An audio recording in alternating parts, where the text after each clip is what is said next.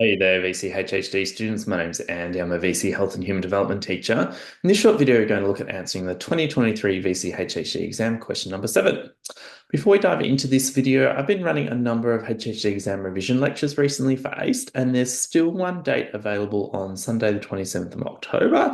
If you head to book.acedvc.com, you'll be able to book a spot to this session. In this session, I'll be going through exam strategies and advice, including for the extended response question. We'll also cover the key content, the key skills you need to be across the HHD exam. And if you sign up, you get a set of notes that are posted to your home with free shipping.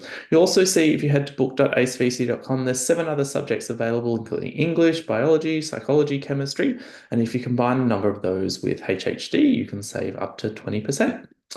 So in this video here, we're looking at question 7 from the 2023 exam. And so this question was worth 8 marks. And so the first part of the question here, A, was pretty straightforward. It was just an identify question. So identify 2 services covered by Medicare. So keep in mind, okay, that these identify questions are just requiring you to sort of list or state those services, and you don't have to, okay, provide a reason or explanation. So you might have talked about treatment in a public hospital or GP appointments or consultations. They would have been 2 examples you could have given there for A.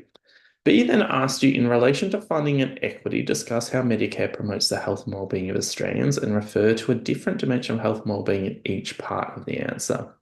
So I think this is one of the harder parts of the course where you have to link, okay, these sort of safe factors, sustainability, access, funding and equity to the different parts of the health system. So here you've got to link funding and equity to Medicare. And then for each of those links, you have to go on and link to a dimension of health and wellbeing.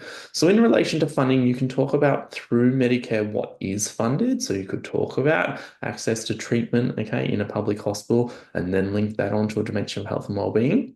In relation to equity, remember equity is talking about additional opportunities that might be provided for disadvantaged groups or those groups that might experience lower levels of health and well-being. So you could talk about the Medicare safety net, the fact that individuals that might have significant out-of-pocket costs in relation, okay, to Medicare in a calendar year can then be provided with reduced out-of-pocket costs for additional, okay, payments that they might need to make in relation, okay, to healthcare for the rest of that calendar year. And so that could help to reduce something like financial stress and anxiety. So you can see here that A was answered quite well, okay, in this exam last year. So you can see 64% of students were able to achieve 2 marks. And so there are a number of those different examples you could have given in relation to, okay, services that are covered by Medicare. I mentioned a couple of those previously, but make sure you have a read over these and you've got a number in your notes because they could be good examples to draw on in the answer to a question this year. And then you can see here B was answered much more poorly with only 6% of students being able to achieve 4 marks. So it mentions there that students are required to show an understanding of Medicare can promote health and wellbeing in relation to funding and equity. Discussion of how Medicare itself is funded could be included in the response provided it was linked to improve health and wellbeing. Okay, but you can see down here it's probably better to talk about through Medicare, okay, what is funded in relation to, okay, services that Australians can access. So you can see here the example linked into the cost, okay, of treatment in a public hospital, okay, and then they linked that on to how that might link to things like the removal of a tumor through surgery and help them to stay disease-free, and that could promote physical health and well-being.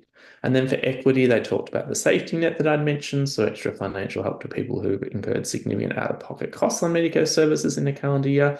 And for the rest of that year, there's extra financial help to alleviate some of that financial stress, and that can promote mental health and well-being. So make sure you go back and review, okay, funding, equity, sustainability, and access in relation to all those different parts of the health system, because often these questions are performed or I guess are completed relatively poorly, or students achieve relatively low marks. So it's a good opportunity for you to stand out if a similar question comes up on the exam this year.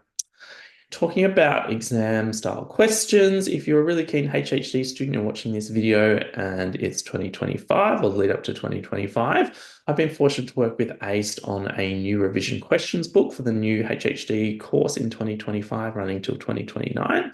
So this book here is available at book.acvc.com. It's got over 500 marks worth of questions to help students preparing for Unit 3 and 4 SACs and the end of your exam across 2025 to 2029.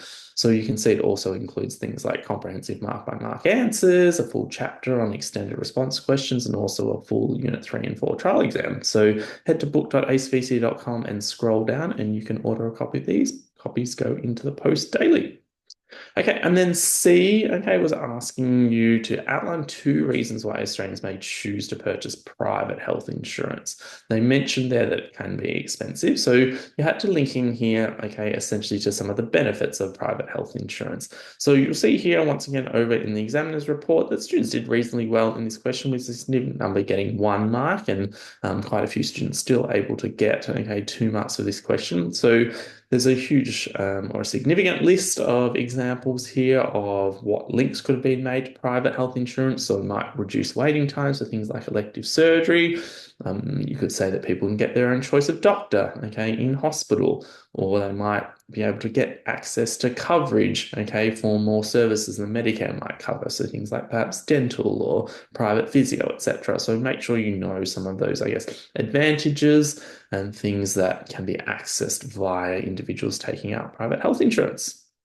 Okay, we also have a set of 2023 suggested sample answers for the VCHHD exam, the Health Resources Hub. So if you're after those, which include things like consideration and sample answers, you might like to talk to your teacher about that. And also a reminder, if you're on YouTube, you can subscribe with the button in the bottom corner of the video there. We've got over 190 videos available and new ones are coming out in the lead up to the HHD exam this year. So if you subscribe, you'll get alerts to those new videos. You can also head to our website, thehrh.net.au, where there's opportunities for teachers and students. You can also see our social media links there if you'd like to follow us, and also our email if you'd like to get in touch. Thanks so much.